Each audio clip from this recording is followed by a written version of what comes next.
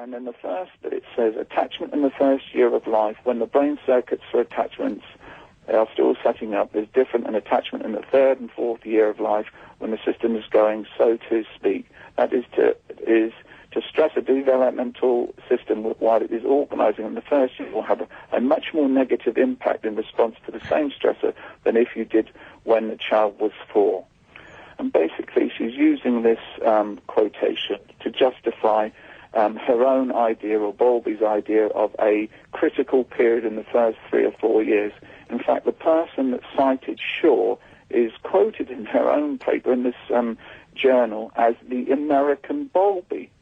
So what we can see is that she's using justification, Bowlby's justification. Apparently, according to the first page, it said this paper briefly outlines new evidence, but in reality we're seeing is that she's repackaged some very old stuff, very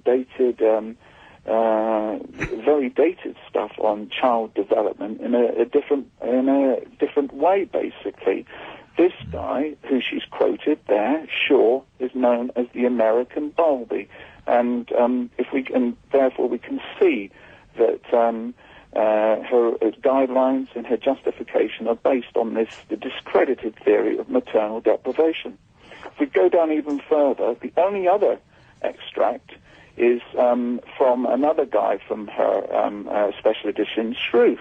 He's a very well-respected psychologist, and he really tears into shared parenting. He believes that shared time parenting with infants and preschool children is likely to create a set of additional risks that, if not necessary, should be avoided.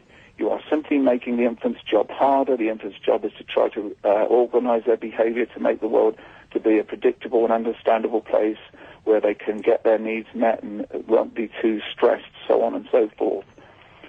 And if you refer to his actual papers, as I say, if you go online and put in the word Shruth with McIntosh and Bowlby... That's spelled I'll just so if you want to look that up, it's spelled S-R-O-U-F-E, Shruth. Thank you very much. And basically I've got if you go to his paper, Bill, it's full of sexist references. There's a particular aspect that talks about mothers being responsible for the development of children when they're very young, and fathers being responsible for them when they get older, for the transition to college and then to the outside life and the work environment. That's the sort of terms his paper talks in terms of, okay? And they also mention the fact that when in early years the father should be given a couple of hours a week, 2 or 4 hours a week, just to keep him involved, if you like, with the child. Well, let me make it clear to you, Bill, on the phone. I'm not campaigning on behalf of fathers for tokenism. I'm not doing this because of my ego. I'm doing this because I think that children need both parents, and that is a very important aspect of this, my writing and research and whatever, is to emphasize the fact that the father as well as the mother are important to children at all ages. Yes, and you're supported in your view by eminent people such as Professor Richard Warshak, who would also would support that view, who's far more eminent in this field than our own Jennifer McIntosh, I suggest. Bill, if you can get him on the line, you put this to him and tell me what he thinks about this. And I'm going to give you this quote, and then I'm going to ask you a question in a minute about it, okay? Because this makes my blood boil, okay? Yeah, this is what Shruth says in the article. Mothers carried this baby. That is a different deal. We, in brackets, men, did not. We cannot nurse.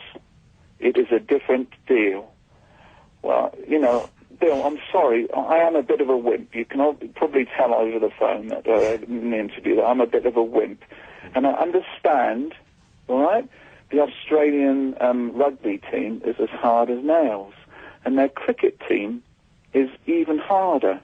But this is my question to you. Does this mean that as fathers they can't nurse their own children, Bill? Yeah, look, it certainly doesn't, and in fact it's interesting you talk about the rugby and the cricket teams, but there's a procession of articles where the fathers will they will not play a test match, for instance, if their child is about to be born. It's now quite accepted. Why, that's absolutely true. Absolutely true. But this phrase here makes my blood boil. We men did not. We cannot nurse. And really, we can use McIntosh's justification, that second page I asked you to get, okay, which is her justification for those guidelines. And what I've tried to show you is a line of reasoning from the first three principles to show you how she relied on Bowlby. Then we looked at this justification paper and saw how she referred to two specific authors.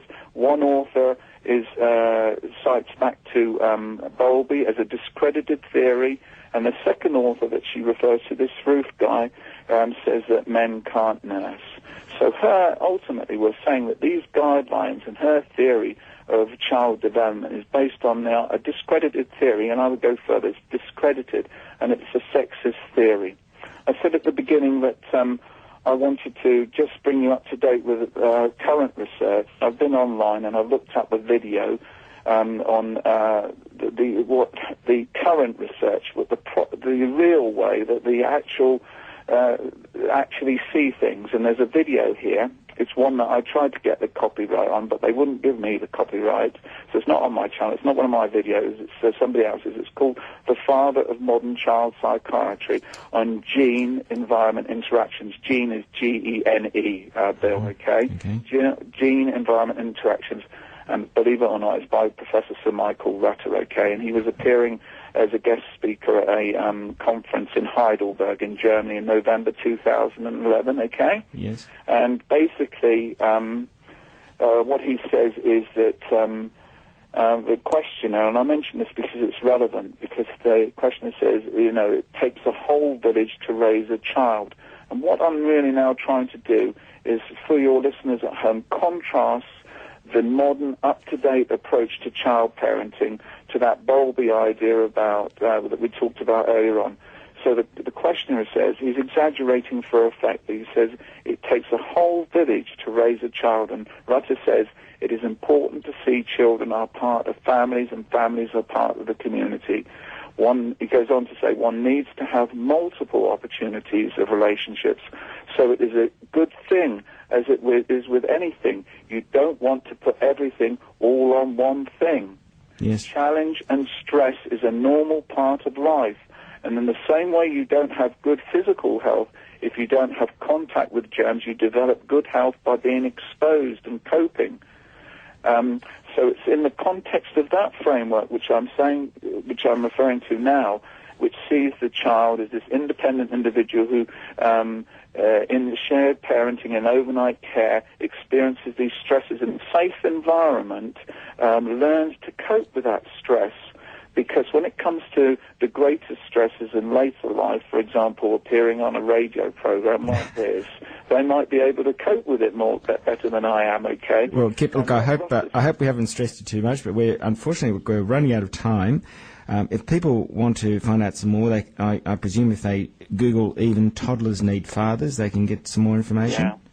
And the last sentence on what Rutter says is we need to help children cope with the challenges they face, but not prevent them meeting challenges, because that is part of growing up. Absolutely. All right, Bill? Well, look, Kip Miller, a father's rights activist from the UK, thank you very much for being on the program. And we asked you... Thank you for having me, Bill. We asked you if you'd like to pick a song. We asked you if you'd like to pick a song to go out with, Kip. As we're saying thank you, would you like to just introduce your choice? Yeah, this is Andrew Gold, Lonely Boy. Thanks again, Kip. We'll be in touch. Cheers, Bill. Bye-bye.